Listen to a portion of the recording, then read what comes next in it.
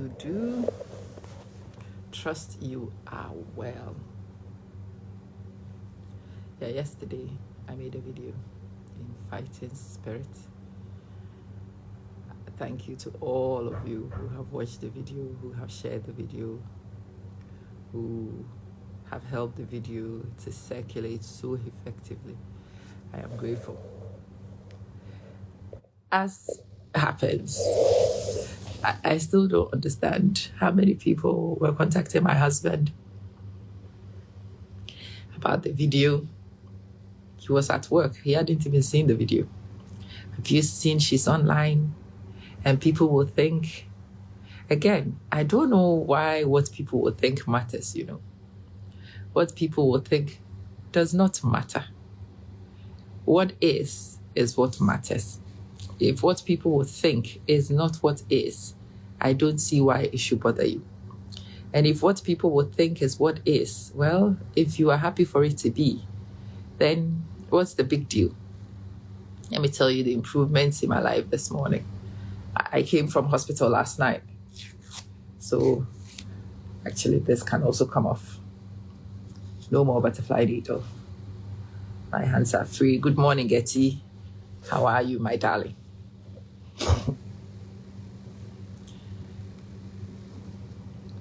But now the drugs are completely off. And I am now at reality points. And one of the first realities that hit me yesterday when the medication began to wear off is my throat. Hey, doctors and nurses come. And anesthetics come. Perlene, come. When you shove those stupid tubes in people's throats, do you forget that they are humans? And that they will wake up? My throat is torn. When I woke up, I asked for Strepsils and the girl says, no, it's not a sore throat. It's from the tubes. And I'm like, So you do know a lot of your patients come out of surgery with this. Hey, when I cough now, I can see so many flaps, so many places, even here. When I touch here, it is sore, even on the outside. Hey, Bian. Yeah, and Kimberly, how you doing? When I touch here, it is sore. I had no idea how far down the stupid tube goes. Hello. I hope Liberia is treating you well. I receive warm greetings and send even warmer ones back. Sister Ya, I don't want to gloss over that video I made. I don't want to give impressions to anybody that may be inaccurate. I want you to understand that there is fighting spirits and there is also pain. Where there is pain, I'm not going to tell you there isn't pain. My throat is on fire this morning because the tube irritated my throat. Strepsils don't help. And this morning I woke up with an itchy throat, which would have warranted a cough. And I foolishly attempted to cough this morning. The pain that shot through my systems nearly killed me. So no more coughing. I put Strepsils on to try and trick my throat, knowing it will not really help with the pain itself. But yeah, to stop the stickiness, it did. And I stopped coughing. Hey, don't cough. When you have one of these stupid things, don't cough. How would you live without coughing? I don't know. So my throat is case point number 1. My throat is giving me all sorts of problems. I don't think I am running an actual fever, but I'm warm. I'm very warm. And that's something I need to monitor very carefully, very closely.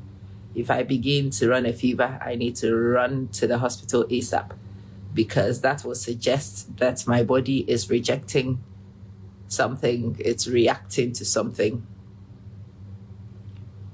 Thank you. Thank you so much, Vian. I'm so grateful. Listen, I don't want to sit here and give you a glossed over version of what happens so that it makes you feel, Mika, good morning, bro. How you doing? So it gives the impression which may not be accurate. So yeah, 48 hours after surgery, I am home. My surgeon and I were in agreement. Lying in the hospital was going to change nothing. The nurses are doing nothing special for me that I couldn't do for myself here. And here, today, I have the entire house to myself. Peace of mind. There is nobody disturbing my peace. There are no clickings. Yesterday, it was so painful. Just when I knuckled down to do some sleeping, somebody would be here to check something or to ask something. And sometimes it wasn't even in my room. It was in the corridor, but it was so noisy that I could not sleep. So I elected to come here. Tony, good morning, good morning. I appreciate you so. So my throat is sore, and it's from the tubes that go down, the intubation. I don't even know why I didn't think I would be intubed, but yeah, I was intubed, and because of the tubes, and it was forced down my throat with all my muscles relaxed. So yeah, it is all quite raw, and I'm still coping with it. Those of you who know how to cope with things like that, I've been told to drink salt water. I'm like, no thanks. Gargle it, still no thanks. If you have better things, send them to me. Better remedies, let me know. My throat is one. As I said, I'm a little warm. I don't know whether that is a pattern. I'm not hot, but it's something I am monitoring. If it gets any warmer, I will go in and have it checked, because I'm taking no silly risks. My hip bone, my tailbone, not the hip one. My tailbone is on fire. Why? Good morning, Marion. Thank you so much. Thank you. My tailbone is on fire. Why? Because, again, when I was positioned in the bed, I wasn't really on my back, and I wasn't sitting on my bottom. It turns out that I was actually sitting on my tailbone. So it has taken pressure that it shouldn't take for the last few days, and it is certainly letting me know that it's not happy with how much pressure it has taken. So my tailbone requires massage. I think my whole body really could do with a massage. When I finally jump out of this bed to have a shower, I might book somebody to come and give me some relief in a massage. But it needs to be a person who is very experienced with after surgery massages, so that they know I am not going to be lying flat on nothing. There's a girl who brings her bench with the open bits. I think that would be very good. If she brings that, I might be able to lie flat. And she might be able to do my back, or she might have to do it from the side. Yeah. Randall, Smith, and Hans. Tina, how are you doing? Good morning. I'm a bit lethargic. I have a lot of things I want to jump out of the bed to go do. But I think my body is adjusting to the pain thresholds. And so it is not really feeling very energetic. And I've decided I'm going to go with my body and how it feels. I'm not going to force it to do nothing. Yeah. I need to go and take pain medication. Okay, pain medication. Because, yeah, I have. The only thing I have been given so far, which is quite annoying, is the blood thinners. The blood thinners I was given are injections to the thigh. I was thinking it might be something like how the insulin thing is. You have a vial and you press it and it does. Hello, Albert. No, it's a proper little injection. You have to poke your thing. Yesterday when my husband and I were trying to do it, it was so funny. I, the patient, did not want to inject because it looked awful. He was supposed to be my nurse and inject it. He is a useless nurse. utterly useless as a nurse. This nurse was shaking just to inject the patient to her. It took us maybe 10 minutes before we managed to get this stupid thing in. I will be all right. I will be fine. Yeah. Requires some time. But yeah, I did not want yesterday's video to be the only reality that I threw on the platform, because I got this from a guy. Well, look, my wife had the same procedure as you, and she was unraveling. Look at you sitting there as if, and I'm like, okay, I am strong. I'm not going to lie about it. I am very strong. I'm probably stronger than average. I can take pain. Pain is not something I'm really afraid of. I can take pain. Pain is not an issue.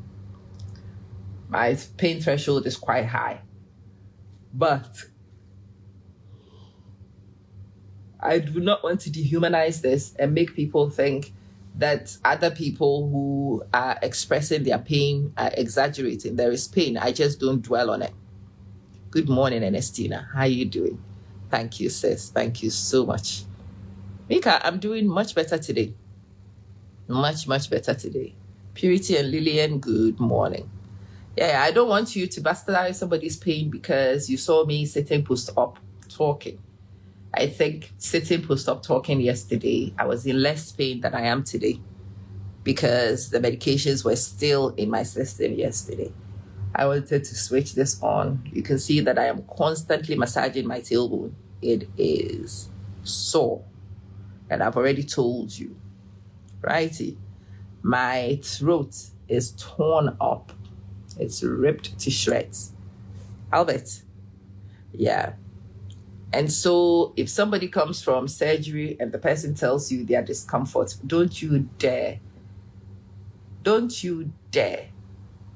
tell them that it isn't true because somebody else was sitting on Facebook having a conversation 24 hours post-op. I did not say that there was no pain. Samson, I did not say there was no discomfort. I'm just showing you how I cope and how I manage, which is personal. Not everybody is able to do it that way. So I'm in my bed this morning. Yes, how I am improving. The greatest improvement is that I am in my bed. I am at peace. The tramadol and the rest of them are now going out of my system, but I am still tired, so you will see me yawning. I am probably going to spend all morning sleeping. I went to sit at my desk. I lasted a whopping 2 minutes, and I jumped off. Again, I'm being very, very pragmatic, very realistic. I sat down, and I realized I was not in the right frame to do much. So I made a post to a group that I wanted to share something to. And then I abandoned everything and I came back to lie in my bed. I'm going to lie here. I have earned the opportunity to lie here. And I am going to enjoy what I can of the time. When I need to get up and do things, I will get up and go do them and then come back and stay here. But yeah, my body is weak. I'm not going to say a lie and tell you my body is fully recovered. It has not. Sister Mercy, my body has not even begun recovery. My body is still in shock. I coughed this morning without thinking because all my life when I need to cough, I cough. The pain that ripped through my cut when I coughed taught me immediately not to cough again for the foreseeable future. We is not coughing ever again until this thing has completely healed. Yeah, I'm healing, Mika. So no coughing.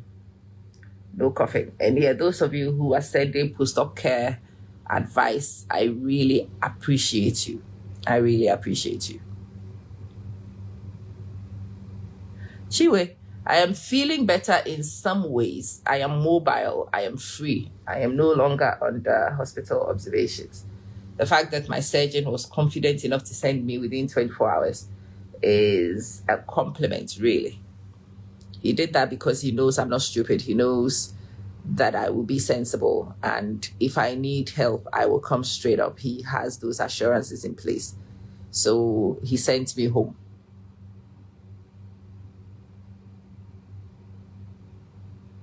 Uncle Charles, amen. Thank you so, so much. I am so grateful. So the fact that he trusts that I will make sensible choices, most people will be maintained because the doctor will be concerned that you might not come quickly enough, that you might, he knows that I'm not going to be stupid. If I have a temperature, like I said, I'm a bit warm. I'm monitoring to see how that goes. The minute it begins to become feverish, I will be out of here like a flash to go find him and get people who might be able to help me. So yeah, with that in mind, I have been sent to my bed. And my bed is not much, really. There's nothing special about my bed to the rest of you. But to me, this is my sanctuary. This is my haven. This is my place. It smells the way I want it to smell. Yeah, how I found that if I suck on Strepsils, it helped me to distract my throat. So I did that and I stopped. Thank you, Mika. Thank you. So now if I need to cough, I will go and suckle on something because I don't dare cough. No cough. I know that I should be up and about, and I have been up and about. I woke up and I went, like I said, I've even gone to my desk. I sat at my desk for maybe 10 minutes and then I came out. I'm going to be out and about. The surgeon doesn't want me to lie in bed, but occasionally the bed is so comfy. When I need to sleep, I'm going to come here and sleep. Time. Ah, right, Uncle Charles. I shall go and check it. I have some in the kitchen. I have time. Do you boil it and drink it, or what do you do with the time? Yes, I am in the comfort of my home, in bed sheets that smell like me.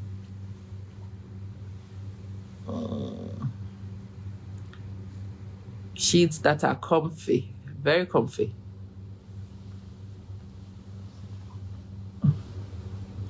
Yes. And there is no performance, no ceremony. I am here.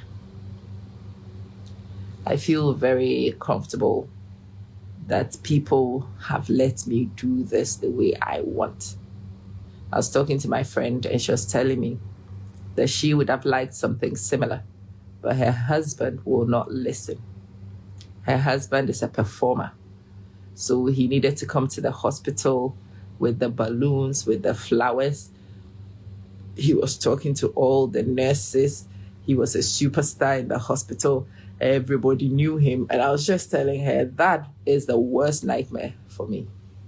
If my husband came and he did that performance, it would irritate me. I'll probably send him away. I don't want that performance. I hate it. Unfortunately for me, he's not a performer either. She was telling me she had a performer, and so she did not get the peace and quiet she wanted. Her mother-in-law was there. Her sister-in-laws were there. He brought their children to the recovery room. They brought flowers. People from her workplace.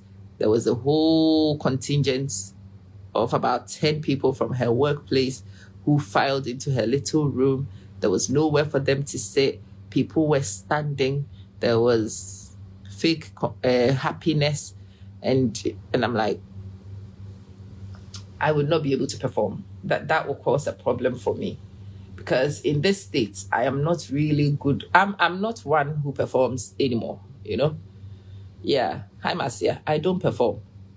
And so when you put me in those positions now where performance is necessary, you will create a thing for all of us. Kumasi Commando, how are you doing?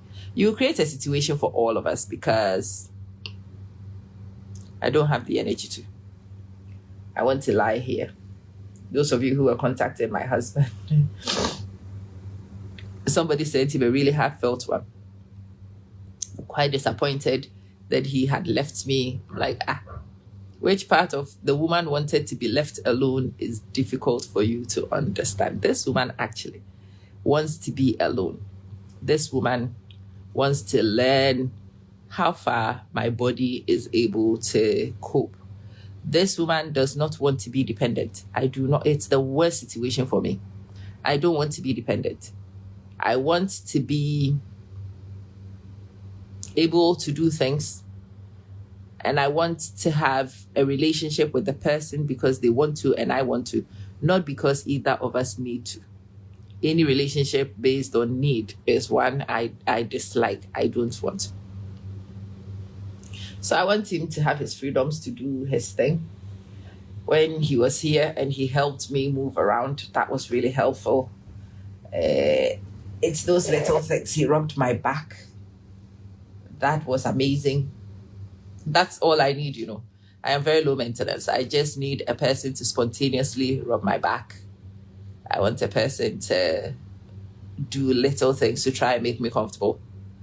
And I wanted him to make those moves when we were in this house alone.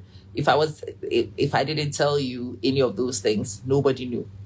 But I wanted to see him do things like that where there is no audience. There is no acknowledgement. Nobody is going to give him the Husband of the Year award because they did not see him. And he still did it. That's what I want. I want a person who does things not because of an audience, but does things because that is what they really want to do. I want a person who will massage my back, who will get me the little things. It's those little quirky things.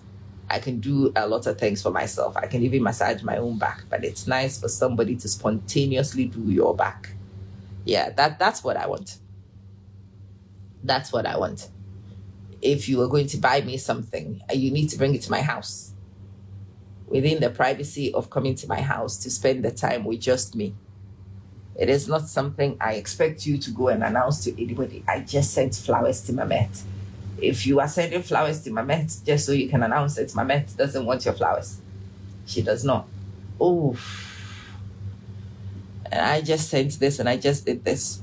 Sister Mercy. Oh. Well, I am recovering from a very invasive procedure, so my body is still adjusting. I've not had any pain medication today, so I can feel the niggles in different places. It turns out yesterday's video I made some of you think that I was a bionic woman. No, I'm not bionic. I'm certainly not above pain. I can have pain and I do have pain. So I wanted to turn this on so you can see the reality of what 48 hours post-op looks like in my life. But at the same time, I'm also not at the mercy of the elements, no. I've got lots of positives to enjoy. One of the positives is that I am lying in my bed. I've got the privacy of my home. I've got the peace and quiet.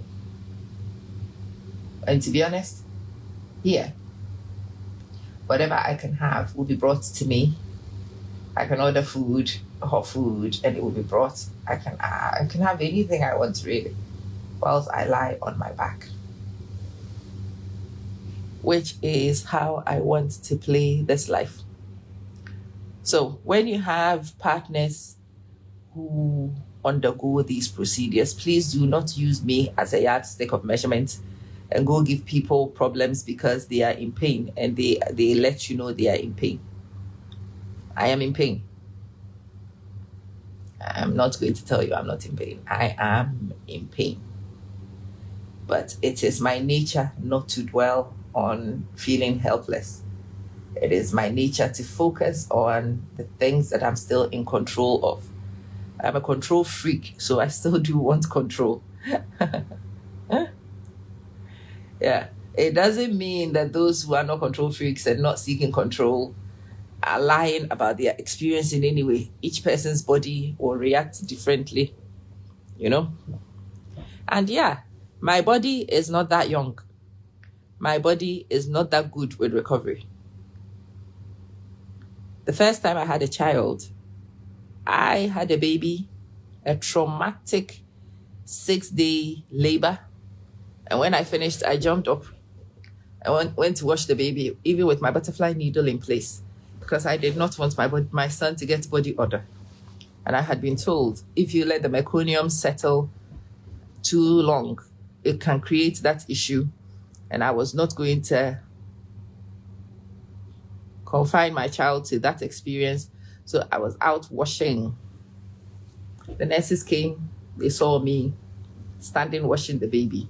They could not believe the tomfoolery of it all. The head midwife was so mad. How can you be standing? And I'm like, woman, look, what happens to me does not matter more than what happens to my son. And yeah, I want to make sure. And that boy does not have an enduring odor. And so I was going to wash him. 48 hours after this one, we are not. We will not be able to stand to do half of that foolishness, because this is more than 20-something years. Yeah, the boy is coming up to 21. Yeah, no, the 21 years that have happened in between that situation and this one definitely tell. My bones are a little bit more rusty.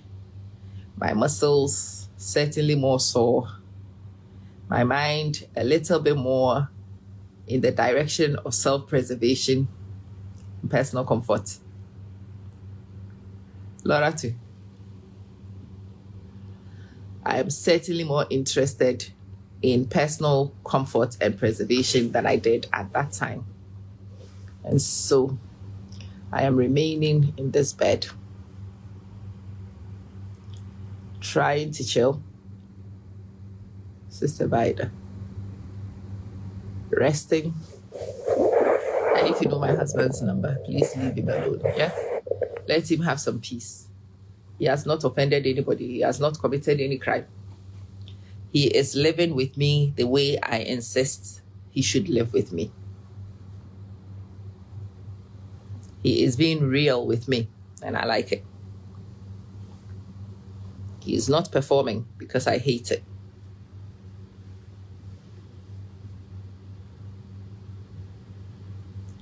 One of his sisters is like, well, yeah, you know, see her on Facebook and people will misunderstand. I'm like, who will misunderstand?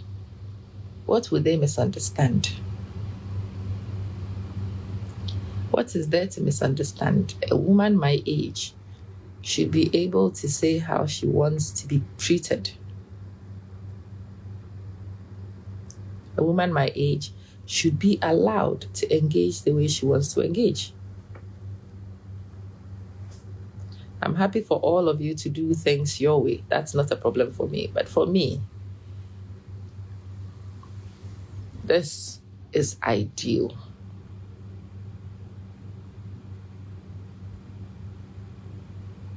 So, I am sleepy. I am tired.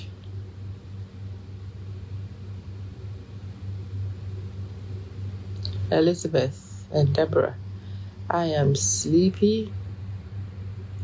I am tired. But I am at peace. And I am hopeful that in a few days, the wound will begin to close. The pain will subside. I've been told it's a 6-week to 8-week recovery. I am well aware of that. But I don't intend to be lying anywhere. I'm actually going for a social gathering tomorrow. Yeah, I'm going for a meal with my club members. I will not stay the whole time. I will not be able to sit for long. But the surgeon says I need to be out and about. Well, I am going to be out and I'm going to be about. That's for sure.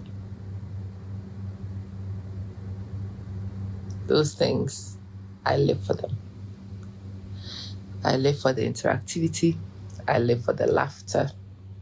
I will not remember my pain when I'm with those people. On Wednesday, I will go for my club meeting. That's for sure. Even if it's just to be there, to open the meeting, and to sit majority of the time. Yeah. Dog.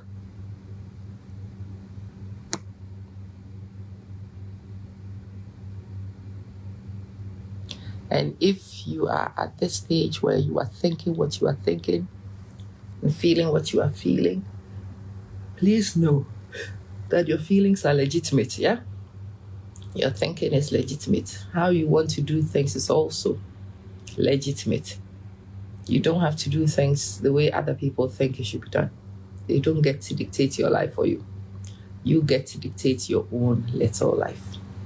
So, this is me touching base this morning. I had some lessons about being alone and not lonely. And I am still alone, but most certainly not lonely.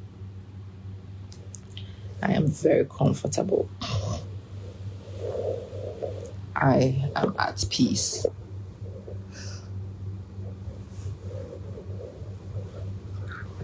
And I am sleepy.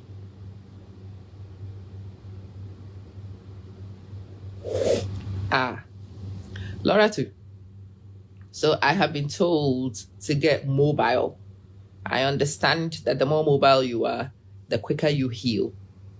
So yesterday in the afternoon, when the surgeon came, I was still lying in the bed. And he says, hey, I thought we agreed we would not lie in bed. But fortunately, you could see that I just came from the seat. I had eaten my lunch over there. And I pointed him, look, I just came from that place to come lie here because my bottom was tired. And he's like, yeah, keep moving. So try not to be too flat on your back. Try to get mobile if you can. But again, go with your body's pace. Yeah? Go with your body's pace. Don't let anybody tell you that there is something to be done in a particular way. Our bodies are different. Your body will tell you what it can do and what it cannot do. And you've got to listen. Don't push yourself too far just because some stupid woman is sitting in Facebook telling you that she's trying to be mobile 48 posts up. We handle trauma differently. And so your body will let you know how it can handle trauma and how it cannot handle trauma. So yeah, listen to your body, do what your body wants. And please don't let anybody pressurize you to do things any differently from what your body wants. If your body wants to lie on its back, lie on your back.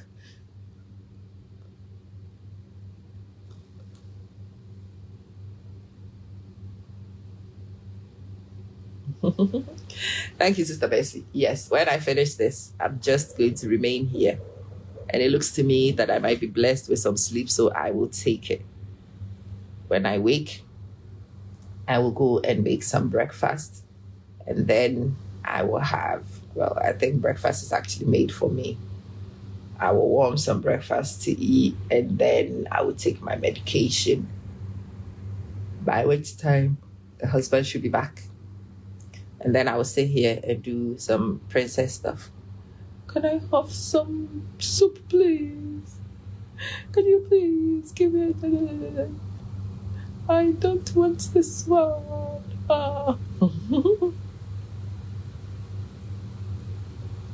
Yes, you can't sleep on your sides. My favorite way to sleep is on my belly. And I cannot do that. That's the one position I cannot adopt. And that is killing me. I like to flatten myself down. And that has been taken from me. And if you know anything about me, when things are taken from me, it's painful. The one thing I cannot do is suddenly the only thing I want to do. I will give everything and anything to be able to lie flat on my belly, put all my body weight on my belly, but I don't dare. So yeah. Oh, let me wish you all well. This little conversation has exhausted me. So hopefully we have had a more realistic presentation of what the state of affairs are in my life. Because the last thing I want to do is lie to any of you, to fool any of you, to think things stand differently from how they do. I will see you later on in the day in another conversation. Salamu alaikum.